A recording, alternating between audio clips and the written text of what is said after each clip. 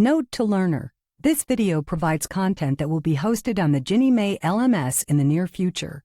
In this video, you will not be able to interact with screen content to include selecting pop-ups, launching resource hyperlinks, and answering knowledge check questions. Nonetheless, you will be presented with all of the content presented in the interactive e-learning training. Though the audio narration may request that you select items or buttons on the screen, please pause the video to read the content and then select play to continue with the video. When the video advances to a knowledge check, please pause the video and try to answer the question in your head. Select play to see the correct answer or answers to the question. Welcome to the Roles and Responsibilities of the Issuer and Document Custodian module. The purpose of this training is to present the Government National Mortgage Association, Ginnie Mae, Issuer and Document Custodian roles and responsibilities. Select Objectives to learn what you will be able to do by the end of this module. Select Next to continue when you are ready.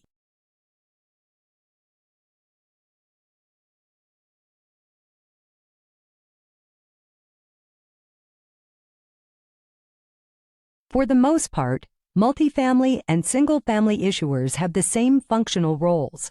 The common issuer roles are in the areas of loan delivery and pooling, investor reporting, compliance and oversight user, processing master agreements, financial statements user, and transfers. Let's explore the specifics of each role now. Select each folder tab to review the details. Select Next when you are finished.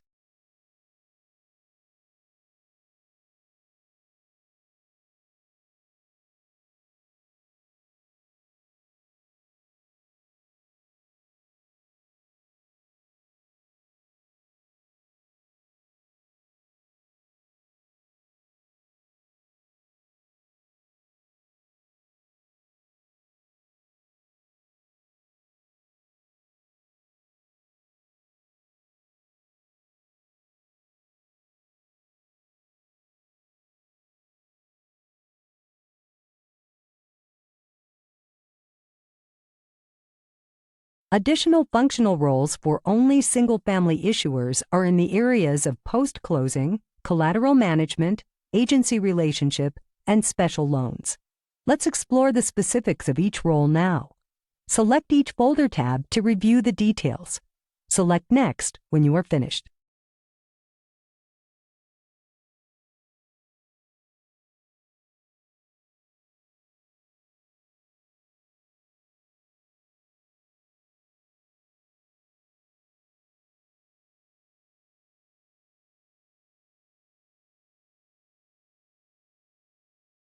MBS 1 and MBS 2 custom pools must be originated and administered by a single issuer who markets all of the related securities. Under the Ginnie Mae 2 MIP program, an issuer may also participate in the issuance of a multiple issuer pool, MIP. A Ginnie Mae 2 MIP is a single pool in which one or more issuers participate. Each participating issuer originates and is responsible for administering its own loan package that it submits and for marketing securities in an amount equal to the original pro rata portion of their loan package that it contributes to the multiple issuer pool. Select Next to continue. As specified in the MBS Guide Chapter 4, the issuer is responsible for submitting required monthly, quarterly, and other reports and certifications to Ginnie Mae. Let's examine the other responsibilities outlined in Chapter 4. Select each issuer responsibility to learn more. Select Next to continue when you are finished.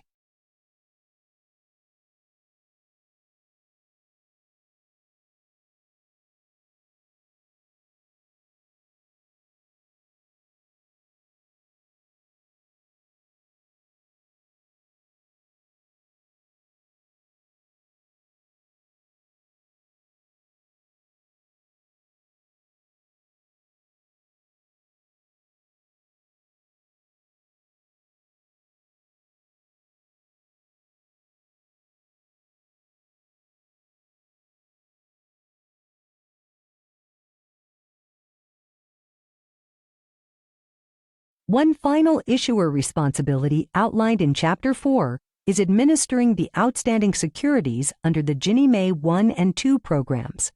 Under the MBS 1 program, the issuer must make timely payment of all amounts due to security holders of certificated securities.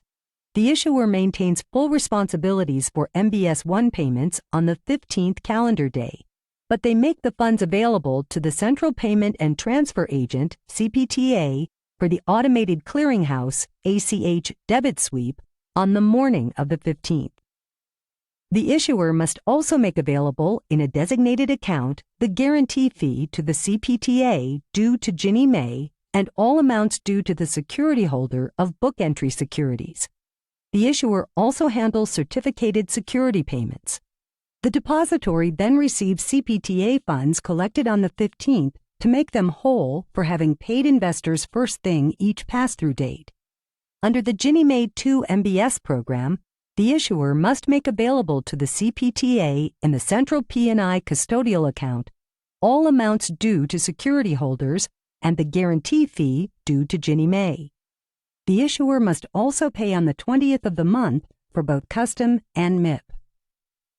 Finally, under both MBS programs, the issuer must use its own resources to cover shortfalls in amounts due to security holders or to Ginnie Mae resulting from insufficient collections on the mortgage collateral. It should be noted that Bank of New York Mellon, BNYM, holds the title of Pool Processing Agent, PPA, and CPTA for pooling and monthly pass-through payments. Select Next to continue. For most program types, the issuer may arrange for a subservicer to perform servicing functions on its behalf, except those functions set forth in MBS Guide Chapter 4, Part 2, Section C, Non-delegable responsibilities. The issuer is fully responsible for the performance of any servicing functions that have been delegated to a subservicer. The issuer is also liable to Ginnie Mae for any representations or omissions submitted on its behalf by a subservicer.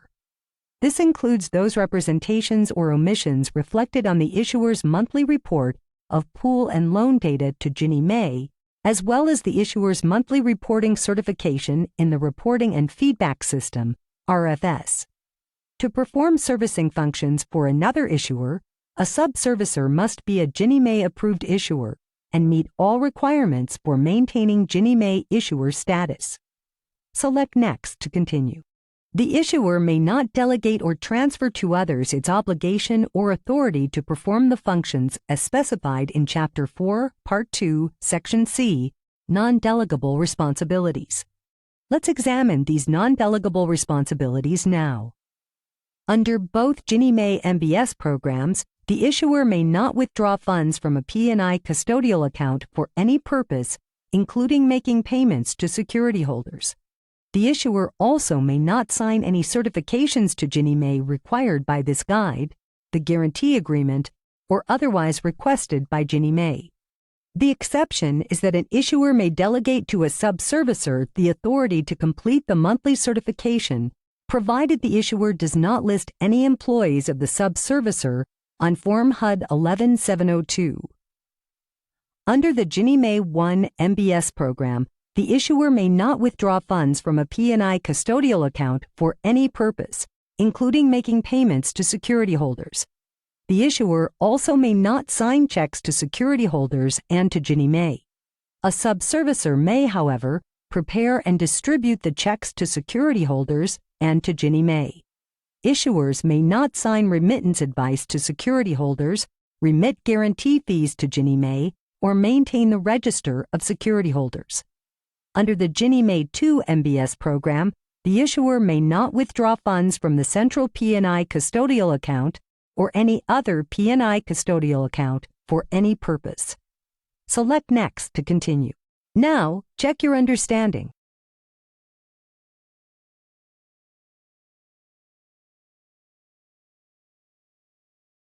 Now, check your understanding.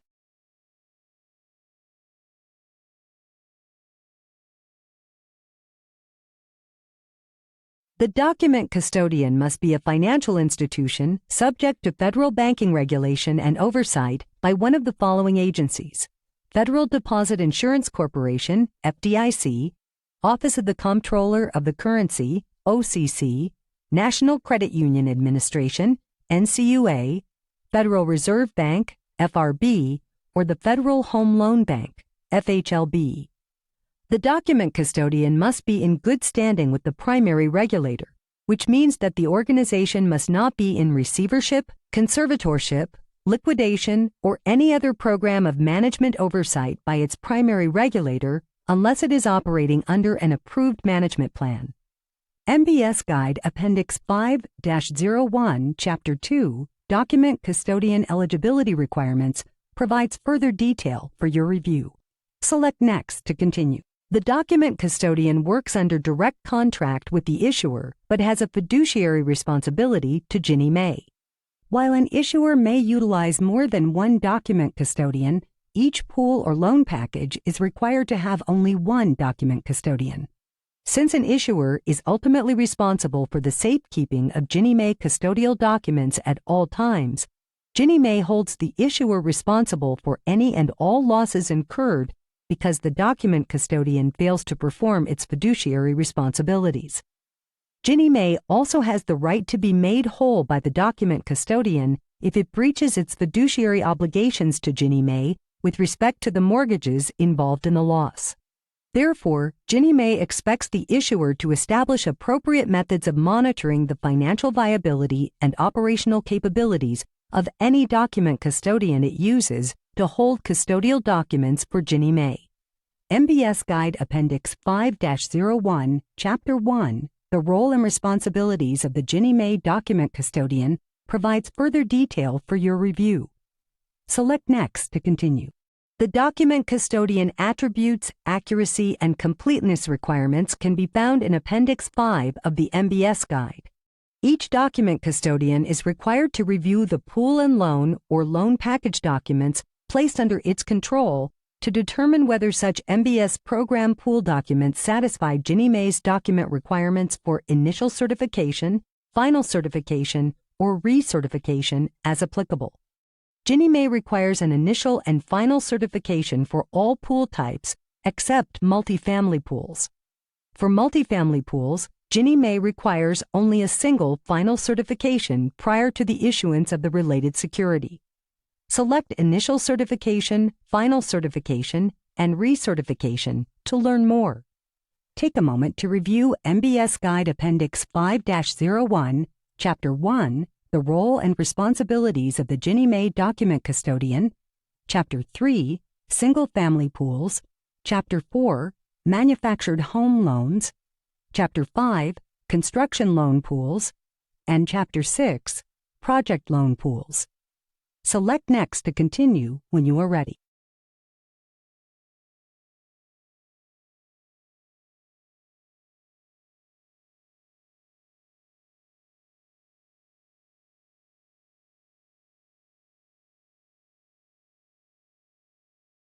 Each document custodian is required to retain and safeguard the MBS program pool documents under its custody in a secure storage facility. They also must maintain control of loan documents for the life of each pool or loan package in an organized fashion in order to preserve the interests of the security holders, Ginnie Mae, and the issuer. The third major requirement is to maintain the following files for each issuer client, including the Issuer Master File and Issuer Custodial Register, the Pool Master File, the Annual Physical Inventory, and the Non-Liquidation Release Inventory and File. Select Next to continue. Document custodians may allow routine reviews of custodial documents by the issuer or the issuer's auditors. Any review of custodial documents by the issuer or its auditors must be conducted on the premises of the document custodian. The document custodian is required to retain control over the relevant pool and loan package documents and is responsible for their safekeeping during these reviews. Take a moment to review MBS Guide Appendix 5-01, Chapter 8, Third-Party Compliance Oversight. Select Next to continue. Now, check your understanding.